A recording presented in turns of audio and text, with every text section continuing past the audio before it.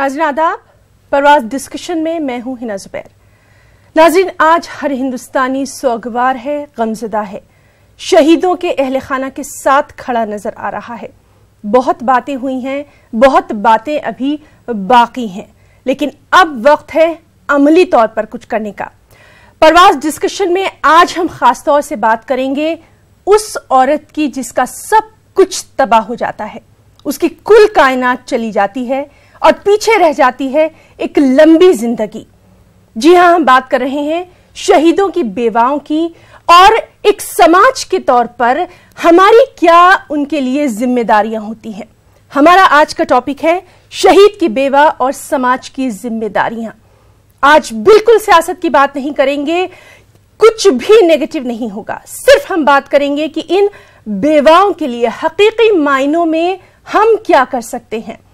नाज़रीन, हमारे साथ एक खास पैनल रहेगा, चलिए आपका उनसे इंट्रोडक्शन करवा देते हैं। हमारे साथ रहेंगी डॉक्टर मुबीन जहरा साहिबा, समाजी तज्जियानिगार हैं और खासतौर से समाज के ताने बाने को इन्होंने काफी करीब से देखा है।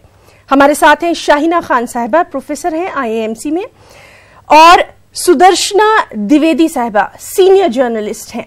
तमाम मेहमानों का अपनी खास पेशकश पे हम बहुत बहुत इस्तकबाल करते हैं। डॉक्टर मुबीन जहरा साहिबा, सबसे पहले हम आपसे शुरुआत करना चाहेंगे।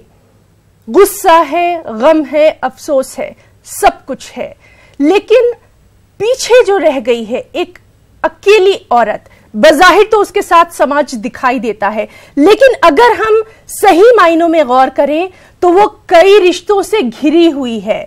इन्हीं तमाम चीजों के बारे में हम बात करेंगे। सबसे पहले हम जानना चाहेंगे कि समाजी तौर पे क्या जिम्मेदारी है हम सब की।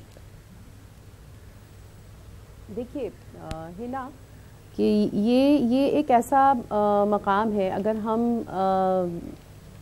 हिस्ट्री देखें और उसके साथ साथ समाज को जोड़ें, वॉर विडोज़ की हिस्ट्री देखें, तो हमें कहीं कोई ऐसा चेंज नहीं नज़र आता है जहाँ समाज ने उसकी तरफ उसका नज़रिया चेंज हुआ हो। लेकिन आज के टाइम में, आज के वक्त में अगर हम देखें तो हमें एक ऐसी चीज़ नज़र आती है कि कहीं ना कहीं जो एक औरत है उसमें अपने आप में कई चेंजेस आए हैं।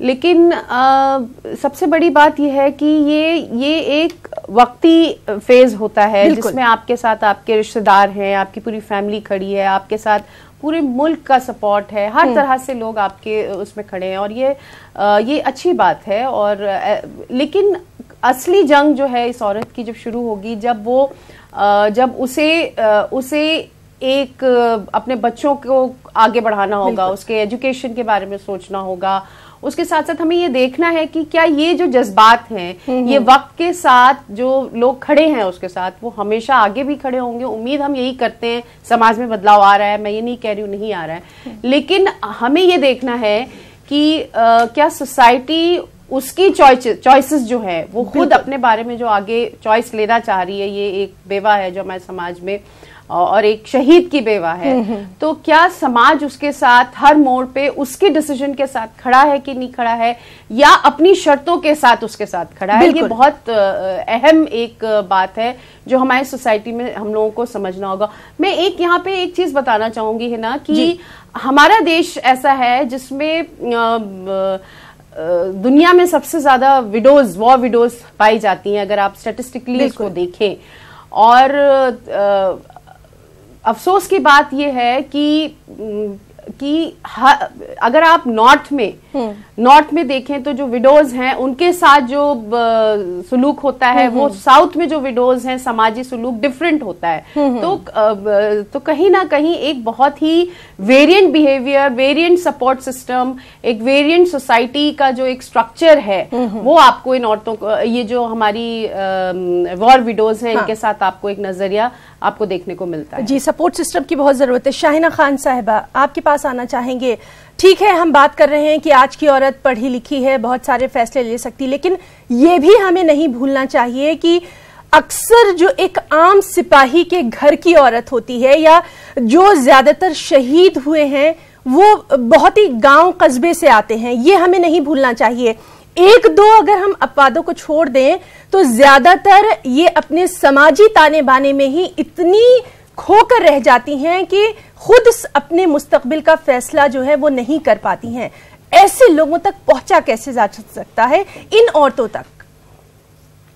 बेहद शुक्रिया हिना, आपने बहुत एक मुद्दे की बात की है और आपकी बात सुन के मुझे एक शेर याद आ रहा है कि शहरे जिंदगी तन्हा, घर के बामुदर तन्हा, शहरे जिंदगी तन्हा, घर के बामुदर तन्हा, तुम नहीं तो लगता है आलमे बशर तन्हा। बहुत खूब। ये हाल होता है एक शहीद की बेवा का। जैसा कि अभी डॉक्टर मुबीन ज़हरा कह ही रही थी कि वक्ती तौर पे लोग आपके साथ होते हैं, और जैसा भी आपने कहा हिना कि बहुत सारे हमारे जवान भाई और जो शहीद होते हैं वो गांवों से होते हैं, बीवियां उनकी कम पढ़ी लिखी होती हैं, और मुसीबत जो है वो सिर्फ एक पे नहीं आती, बेवा पे है, लेकिन समाज में 3 जनरेशन्स मेरे हिसाब से उन पे असर पड़ता है।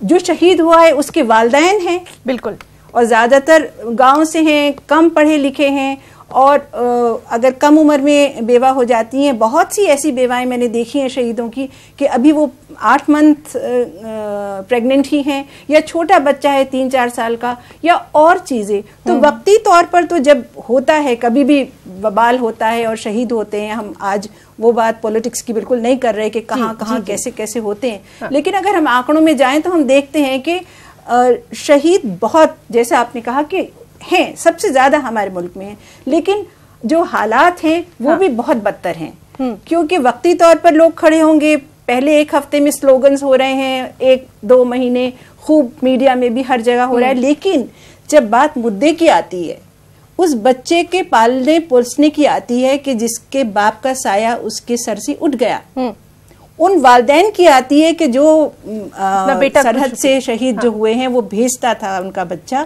वो पैसा घर में नहीं आता, और पेंशन आती, और हमने बहुत से केसेस देखे हैं कि पेंशन भी वक्त पे नहीं आती है, बहुत कम आती है। जी जी, और फिर बच्चों का मुस्तकबिल जो है वो बिल्कुल अंधेरे में रहता है जी। और इससे एक और चीज उठती है कि जितना भी पैसा घर में आता है, क्योंकि वो कम आता है, तो मैंने बहुत ये भी देखा है कि लड़ाइयां घर में हो जाती हैं। बिल्कुल बिल्कुल, यही हम प्रोग्राम की शुरुआत में कहा मैम कि वो एक औरत जो बेवा है वो घिरी होती है ससुर से, सास से, जेठ से, देवर से, तमाम रिश्ते जो हैं उसके पास आके खड़े हो जाते हैं।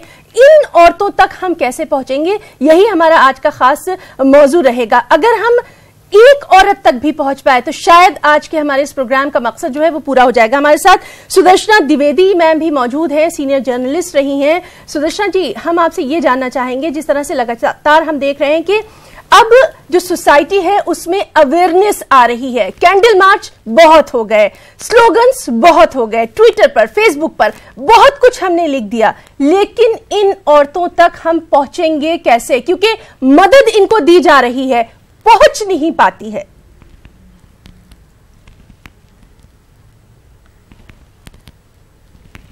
देखिए हिना, ऐसा है कि मदद भी कई बार दी नहीं जाती उतनी जितनी इस समय जोश में बातें होती हैं। अगर आप हेमराज की याद करें, जिसका 2013 में जिसको बेहेड करके डाल दिया गया था बॉडी को, जी जी, 6 साल बाद भी उसके परिवार को ना तो वो पेट्रोल पंप मिला है, ना ही वो नौकरी मिली है, बल्कि जो घर मिला था उससे भी बार बार उनको निकालने की बात चल रही है। तो एक तो मुझे ये कहना है कि आप उतनी मदद के वादे मत करिए जो आप दे ना सकें। मदद ऐसी होनी चाहिए जिसमें एक तो आपकी सुरक्षा की गारंटी होनी चाहिए कि जिस महिला के लिए दी जा रही है उस तक वो पहुंचे, और ये इंश्योर करने के लिए आप सामाजिक संस्थाओं का सहारा ले सकते हैं, जो प्रशासनिक अधिकारी हैं उनका ले सकते हैं, क्योंकि बेवगी की लंबे दिन और उससे भी लंबी रातें काटना यूं भी किसी औरत के लिए बहुत मुश्किल होता है। उसमें अगर उसे एक एक पैसे के लिए भटकना पड़े, अपनी जिंदगी से सारे रंग उड़ जाने के बाद उन रंगों में एक बेचारगी का रंग और भी ज्यादा ओढ़ना पड़े, तो उसकी मुश्किल और बढ़ जाती है। तो ये जो खास करके अभी जो बेवाएं हुई हैं, ये अर्धसैनिक बल है। अर्धसैनिक बल को वैसे भी उतनी सुविधाएं नहीं हैं जितनी सेना के विधवाओं को होती हैं। आप जानती हैं कि कैंटीन की सुविधा इनके पास नहीं होती। जो अभी जवान मरे हैं उनमें से ज्यादातर को पेंशन की सुविधाएं भी नहीं है। अगर आपको याद हो तो कुछ दिन पहले उन लोगों ने दिल्ली में इस बात के लिए प्रदर्शन किया था कि हम भी सेना में ही हैं और सेना की तरह ही काम करते हैं, तो हमारे पास वो सब सुविधाएं होनी चाहिए जो सेना को मिलती हैं। मुझे नहीं याद आता कि आज जितने चैनल्स उनके बारे में बात कर रहे हैं उनमें से कोई भी उस समय इस चीज़ को कवर करने के लिए आगे आया था। खैर, जो हो गया वो हो गया, लेकिन अब जो आपका ये सोच है कि कैसे ये इन तक पहुंचे, उसमें बहुत ज़रूरी सोच है और इसको एक अमली जामा पहनाना भी बहुत ज़रूरी है।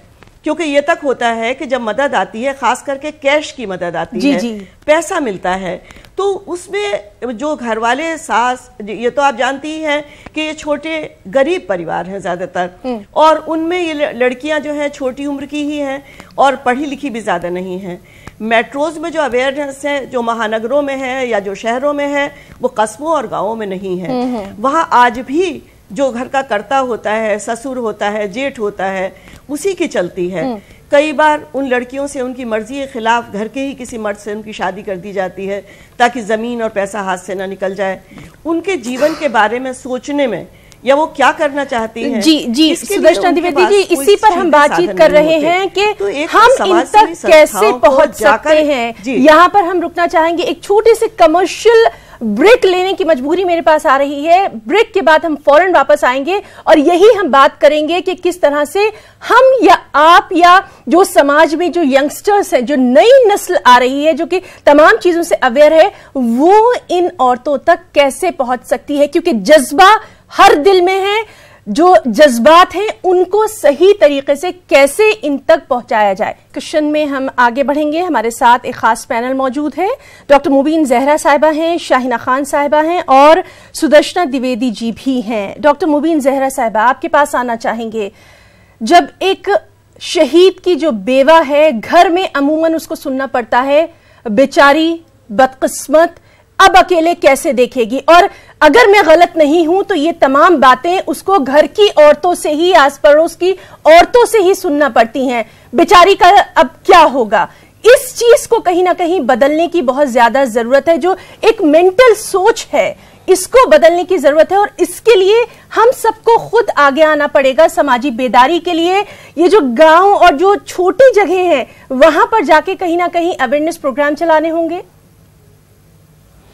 देखिए, आपने बहुत ही जो एक इम्पॉर्टेंट पर्सपेक्टिव है, इसका एक अहम मुद्दा है जो इसका आपने इसको पकड़ा है। मेरा मानना यह है कि जैसा कि मैंने पहले भी कहा कि कहीं ना कहीं उसकी अपनी क्या इच्छा है, उसकी अपनी क्या मंशा है, वो हमेशा बैक सीट पे रहती है औरत की। और अगर जब वो विडो बन जाए, जैसा कि सुदर्शना जी ने कहा कि उसके लिए जिंदगी और मुश्किल हो जाती है। लेकिन हम छोटे जगहों की, गांव की, कस्बों की औरतों की बात कर रहे हैं, तो उनके लिए तो वो चैलेंज है, लेकिन ऐसा नहीं है कि जो शहर में औरतें हैं उनके लिए भी चैलेंज नहीं है। मेरा मानना ये है कि जो हमारा समाज है उसका एटीट्यूड जो है औरतों को लेकर, जब उसके साथ कोई ऐसा हादसा होता है तो कहीं ना कहीं उसे ही जिम्मेदार माना जाता है। लेकिन उसके साथ साथ मैं ये मानती हूँ है ना कि एक औरत का एम्पावर्ड होना बहुत जरूरी है। आप ये देखिए कि एक शहीद की जो बीवी है, वो उसके जो हस्बैंड है, आर्मी मैन जो है, जो सोल्जर है, वो तो सरहद पे है, लेकिन जो एक्चुअल फ्रंट अगर है घर पे, तो वो एक औरत, उसकी वाइफ देख रही है, वो उसके पेरेंट्स को भी देख रही है, उसके बच्चों को भी देख रही है। अक्सर घरों में कुछ ऐसे फेस्टिविटीज होती है, कुछ ऐसी सेरेमनीज होती हैं जहां वो अपने हस्बैंड की जगह सारे काम कर रही होती है, सब कुछ कर रही होती है। मतलब एक घर का जो फ्रंट है वो औरत संभाले हुए है। आप ये सोचिए कि जब जिस आस में, जिस मोहब्बत में, जिस अटैचमेंट में वो सारे काम कर रही है और अचानक वो अटैचमेंट, वो चीज उसकी जिंदगी से खत्म हो जाए, तो आप एक औरत हैं, हम सब एक औरत हैं, हम उस चीज को महसूस कर सकते हैं। तो कहीं ना कहीं मुझे ऐसा लगता है कि सरकार जो काम कर रही है वो तो कर रही है और फैसिलिटीज दे रही है, जो भी दे रही है, इम्प्लीमेंटेशन हो रहा है नहीं हो रहा है वो भी एक बहुत बड़ा सवाल है जो शाहिना साहिबा ने उठाया। लेकिन हमको समाज के तौर पर उसे ताकत देनी है और बहुत जरूरी है। मैं हमेशा अपने हर लेख में भी लिखती हूँ, हर उसमें ये कहती हूँ कि औरत का फाइनेंशियली सेल्फ एम्पावर्ड होना बहुत जरूरी है। आप ये मत सोचिए कि वो लड़की है तो उसे आप एजुकेट मत करिए, वो उसको एम्पावर्ड होना उसका बहुत जरूरी है, क्योंकि अगर वो एम्पावर्ड है तो उसके लिए आगे की राह लेना मुश्किल हालात में, उसको पहचानना, अपने को खड़ा करना, अपने साथ जो लोग अटैच्ड हैं उनको भी सहारा देना वो जरूर कर सकती है। इसके लिए हमारे समाज को तैयार होना है। और मेरा ये मानना है ना कि हमारे सोसाइटी में अच्छे लोग भी हैं। आप देख लीजिए कि अभी जो जैसे सिचुएशन हुए उसमें कई लोग हैं, फिल्म स्टार्स हैं, इंडस्ट्रियलिस्ट हैं जो आगे आ रहे हैं, जो उनके सपोर्ट के लिए आ रहे हैं। लेकिन अल्टीमेटली लड़ाई उस औरत की अकेले की है, जंग उसी की है, उसी को आगे लड़ना है और उसी की जहन साजी करने की हमारी या आप जैसी जो लेडीज हैं जो पढ़ लिख कर यहां तक आ गई, शायद उनको अब वाकई में अमली तौर पर आगे आना होगा। शाहिना खान साहिबा, आपके साथ आना चाहेंगे। यंगस्टर से आप जुड़ी रही हैं, खासतौर से नौजवान लड़कियों की जहन साजी की अगर बात करें तो वो तो हर घर में होती है कि हाँ भाई जिम्मेदारी निभानी है, सब कुछ करना है, लेकिन लड़कों को भी कहीं ना कहीं हमें तैयार करना होगा कि अगर कोई शहीद की बेवा है उसकी इज्जत दिल से की जाए और उसको आगे लाने के लिए, उसको जैसा कि अभी मुबीन जहरा साहिबा ने कहा, उसको ताकत देने के लिए तमाम यंगस्टर्स को अब कहीं ना कहीं आगे आना होगा। इस चीज का मैसेज जो है वो हम नई नस्ल तक कैसे पहुंचाएं? हिना साहिबा, आपने ये बहुत अहम बात उठाई है, क्योंकि हम भूल जाते हैं कि हम बहुत दिनों से ये बात कर रहे हैं और एक अरसे से कि लड़कियों को एम्पावर करें हम। जैसे अभी मुबीन जहरा साहिबा ने कहा, बहुत सही बात है, लेकिन समाज में जब हम जो लड़के हैं, जो आधा समाज है, उसे हम भूल जाते हैं। और मैं तो यहाँ तक जानती हूँ कि अक्सर लड़के या मर्द उसी घर के हैं, देवर हैं या कुछ हैं जहाँ वो बेवा हुई है, वो भी नाजायज फायदा उठाने की कोशिश करते हैं। और बहुत से खानदानों में तो ऐसा भी होता है कि क्योंकि कुछ ना कुछ पेंशन आ रही है, या जैसे अभी कहा कि समाज सेवी संस्थाएं भी हैं, फिल्म एक्टर्स हैं, इंडस्ट्रियलिस्ट हैं, अभी वो सामने आए हैं जो रिसेंटली हादसा हुआ है उस के हम फाइनेंशियल हेल्प देंगे, तो वो पाने के लिए, एक्सप्लॉइट करने के लिए उस सिचुएशन को ये होता है कि चलिए घर के किसी मर्द से शादी करा देंगे। बिल्कुल बिल्कुल। लेकिन औरत की जो मर्जी है, जो बेवा हुई है, जिसपे पहाड़ टूटा है गम का, और जिसके पास अब भी पूरी पहाड़ सी जिंदगी पड़ी है, अपने बच्चों को पालना है, बूढ़े माँ बाप हैं अगर उनको देखना है, तो उसको मैं कहती हूँ कि हमें खुद अपनी मेहनत से बनानी है नई दुनिया को अपने जाविये से खुद सजाना है। बहुत अच्छा। जब तक हम एम्पावर नहीं होंगे, अपने जाविये से नहीं सजाएंगे उसको, तो ना कोई मर्द आएगा, ना भाई, ना बाप, ना बेटा, या कोई भी मर्द आएगा आपकी मदद करने के लिए। शाहिना मैम, लेकिन इन औरतों तक पहुंचा कैसे जाए, ये भी हमारे बहुत सारे नाजरीन हैं, वो ये भी जानना चाह रहे हैं कि इन औरतों तक पहुंचा कैसे जाए। बातें तो हो रही हैं। इन औरतों तक पहुंचने, जी, इन औरतों तक पहुंचने का जाहिर सा यही जरिया है, क्योंकि वो गमज़दा हैं। तो हम लोगों को, हर इंडिविजुअल को, मैं ये नहीं कहती, देखिए सरकार तो अपना काम कर रही है, बहुत से प्रोजेक्ट्स हैं, स्कीम्स हैं, जो उन्हें मदद देनी है दे रहे, लेकिन हर इंडिविजुअल, मैं संस्थाओं की भी बात नहीं करती, मैं एनजीओ की भी बात नहीं करती, अगर हम खुद एक औरत पे, बिल्कुल शक्ति, बिल्कुल जाके कम से कम 5 बेवाओं से मिले, या जैसे करगिल का हादसा हुआ था, मैं खुद जो जवान यहाँ दिल्ली में आए थे, मैं खुद अस्पताल में उन लोगों के पास गई, मैं क्या दे सकती थी उनको, बिल्कुल, लेकिन उनसे जो घायल थे उनसे बात करके एक जो हमदर्दी है, देखिए बेचारगी नहीं है, लेकिन हमदर्दी, और ये कि आपके इस वक्त में हम हिम्मत देना, उनको एक इमोशनल सपोर्ट देना बहुत जरूरी, जी बहुत जरूरी है। आपके पास आना चाहेंगे और फिर उनको बहुत सा,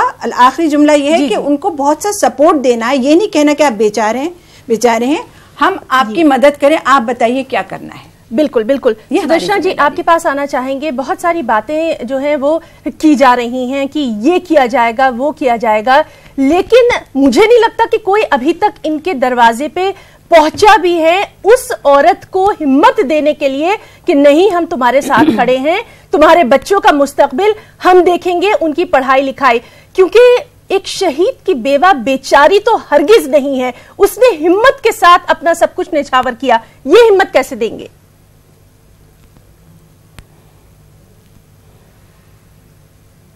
देखिए, ऐसा है कि बेचारी कोई भी बेवा नहीं है मेरे हिसाब से। बेचारी समाज उसे बनाता है, वो बेचारी होती नहीं है, क्योंकि कोई भी औरत अनलेस कि उसने अपने हस्बैंड का मर्डर किया हो, इसके लिए किसी भी तौर पर जिम्मेदार नहीं है कि उसकी मांग का सिंदूर पुछ गया है।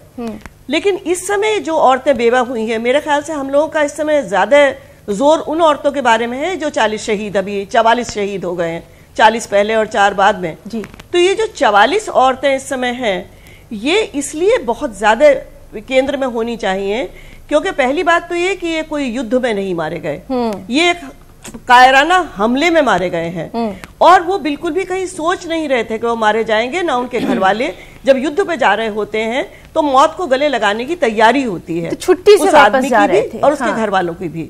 लेकिन जब एक काफिला जा रहा होता है तो ना तो बैठने वाला जी, ना बैठने वाला मरने की बात सोचता है, ना भेजने वाला मरने की बात सोचता है। ये तो आसमान टूट पड़ा है उनके ऊपर।